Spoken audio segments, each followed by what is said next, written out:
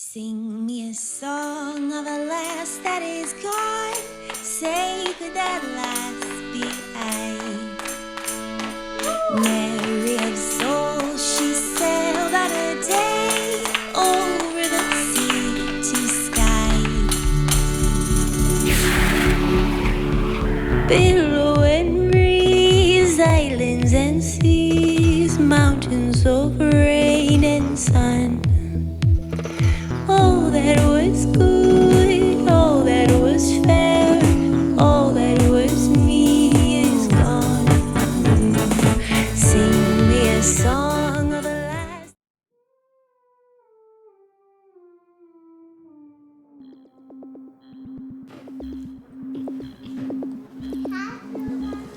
WallByrd Theater presents a call-time production of Alice's Adventures in Wonderland by Lewis Carroll.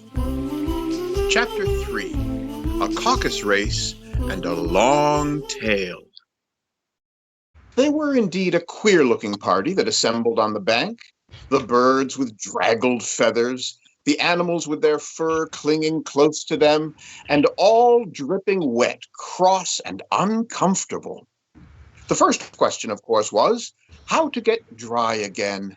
They had a consultation about this, and after a few minutes it seemed quite natural to Alice to find herself talking familiarly with them, as if she had known them all her life. Indeed, she had quite a long argument with the Lory, who at last turned sulky and would only say, "I'm older than you and must know better." Though Alice would not allow this without knowing how old it was, and as the Lory positively refused to tell its age, there was no more to be said. At last, the mouse, who seemed to be a person of authority among them, called out, "Sit down, all of you, and listen to me. I'll soon make you dry enough." Well, they all sat down at once in a large ring with the mouse in the middle. Alice kept her eyes anxiously fixed on it, for she felt sure that she would catch a bad cold if she did not get dry very soon. Are you all ready? This is the driest thing I know. Silence all round, if you please. William the Conqueror, whose cause was favored by the Pope, was submitted to by the English, who wanted leaders, and had been of late much accustomed to usurpation and conquest. Edwin and Morcar, the Earls of Mercia and Northumbria. "Ugh," said the Lory with a shiver. "I beg your pardon, did you speak?" Not I. "I thought you did. I proceed. Edwin and Morcar, the Earls of Mercia and Northumbria, declared for him, and even Stiggins, the Archbishop of Canterbury, found it advisable." Found what? Said the duck. "Found it.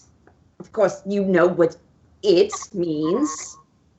I know what it means when I find a thing. It's generally a frog or a word. The question is, what did the Archbishop find? Now the mouse did not notice this question, but hurriedly went on. "Found it advisable to go with Edgar Atheling to meet William and offer him the crown. William's conduct was moderate at first, but the insolence of the Normans... How are you getting on now, my dear?" "As wet as ever. It doesn't seem to dry me at all." "In that case, I move that the meeting adjourn for the immediate adoption of more energetic remedies." Speak English! I don't know the meaning of half of those long words. And what's more, I don't believe that you do either. What I was going to say was that the best thing to get us dry would be a caucus race. What is a caucus race? Not that she wanted much to know, but the Dodo had paused as if it thought that somebody ought to speak, and no one else seemed inclined to say anything. Why, the best way to explain it is to do it. And as you might like to try the thing yourself some winter day, I will tell you how the Dodo managed it. First, it marked out a race course in sort of a circle, and then all the parties were placed along the course here and there. There was no 1, 2, 3, and away, but they began running when they liked, and they left off when they liked, so that it was not easy to know when the race was over. However, when they had all been running half an hour or so, and were quite dry again, the Dodo suddenly called out, "The race is over!" Well, they all crowded round, panting, and asked, "But who has won? Who has won?" Of this question the Dodo could not answer without a great deal of thought, and it sat for a long time with one finger pressed upon its forehead, the position in which you usually see Shakespeare in the pictures of him, while the rest waited in silence. At last, the Dodo said, "Everybody has won, and all shall have prizes." But who is to give the prizes? Why, she, of course. The Dodo pointed to Alice with one finger, and the whole party at once crowded round her, calling out in a confused way, "Prizes! Prizes!" Alice had no idea what to do, and in despair, she put her hand in her pocket and pulled out a box of comfits and handed them round as prizes. There was exactly one apiece all round. Oh, but she must have a prize herself, you know. Oh, of course. What else have you got in your pocket? Only a thimble. Oh, hand it over here. Then they all crowded round her once more, while the Dodo solemnly presented the thimble, saying, "We beg your excellence the acceptance of this elegant thimble." When it had finished this short speech, they all cheered. Alice thought the whole thing very absurd, but they all looked so grave that she did not dare to laugh, and as she could not think of anything to say, she simply bowed and took the thimble, looking as solemn as she could. However, it was over at last, and they sat down again in a ring and begged the mouse to tell them something more. You promised to tell me your history, you know, and why it is you hate C and D. Mine is a long and sad tale. Alice looked down with wonder at the mouse's tail. It is a long tale, but why do you call it sad? And she kept on puzzling about it while the mouse was speaking, so that her idea of the tale was something like this.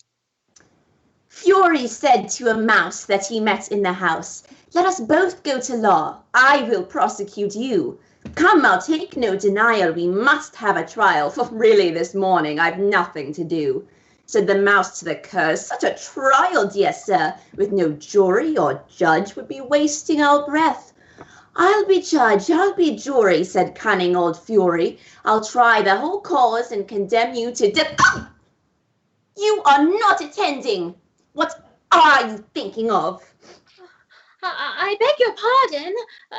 You had got to the fifth bend, I think. I had not. Now Alice, always ready to make herself useful, looked anxiously about her. Not? Oh, do let me help you undo it. I shall do nothing of the sort. You insult me by talking such nonsense. But the mouse began to walk away. I didn't mean it. You're so easily offended, you know. But the mouse only growled in reply. please come back and finish your story? Yes, please do. But the mouse only shook its head impatiently and walked a little quicker. What a pity it wouldn't stay. An old crab took this opportunity to say to her daughter, "Ah, my dear, let this be a lesson to you never to lose your temper." and the young crab responded snappishly, "Hold your tongue, Ma. You're enough to try the patience of an oyster." Oh, I wish I had our Dinah here. I know I do. She'd soon fetch it back. And who is Dinah, if I might venture to ask the question? Alice replied eagerly, for she was always ready to talk about her pet. Dinah's our cat, and she's such a capital one for catching mice you can't think. And oh, I wish you could see her after the birds. Why, she'll eat a little bird as soon as look at it. This speech caused a remarkable sensation among the party. Some of the birds hurried off at once. One old magpie began wrapping itself up very carefully, remarking, "Oh, I really must be getting on. The night air doesn't suit me throat." and a canary called out in a trembling voice to its children, "Come away, my dears. It's high time you were all in bed." On various pretexts, they all moved off, and Alice was soon left alone. I wish I hadn't mentioned Dinah. Nobody seems to like her down here. And I'm sure she's the best cat in the world. Oh, my dear Dinah. I wonder if I shall ever see you anymore. And here, poor Alice began to cry, for she felt very lonely and low-spirited. But in a little while, she again heard a little pattering of footsteps in the distance, and she looked up eagerly, half hoping that the mouse had changed its mind and was coming back to finish the story.